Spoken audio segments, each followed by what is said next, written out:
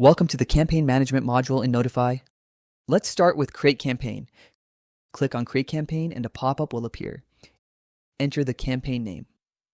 Select WhatsApp as the channel, choose your master phone number, pick an approved template, and set the campaign type, either instant or scheduled.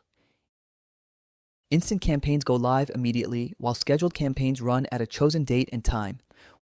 Once done, click Continue. Next, upload your target contacts. You can add them manually, filter existing ones, or bulk upload using an Excel sheet. After selecting the contacts, click Create Campaign. If you're not ready to launch, you can save your setup as a draft.